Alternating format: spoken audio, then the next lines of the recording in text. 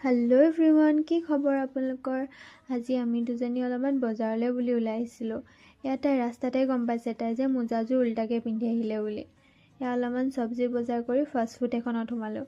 Fried rice order কৰি ল'লোঁ আৰু দুজনীয়ে। এফালে আমি দুজনীয়ে খাই লওঁ আৰু দেই। বাকী ৰুমলৈ আহি কেনে অলপমান পঢ়িলোঁ, কাৰণ অলপমান পঢ়ি নল'লে মানে আকৌ ৰাতিৰ সাঁজৰ কাৰণে উঠিবলৈ হয়েই যে।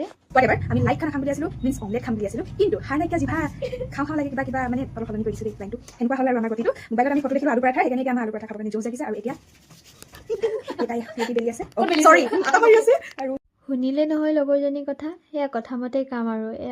আলু পৰাঠাৰ কাৰণে তাই ৰেডি কৰি আছে।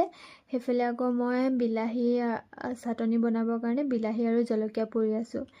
আমাৰ আলু পৰাঠা আৰু বিলাহী চাটনি বনাই হৈ গ'ল, লগতে আমি বিগ বছো লগাই লৈছোঁ। আজিলৈ আহোঁ, ধন্যবাদ।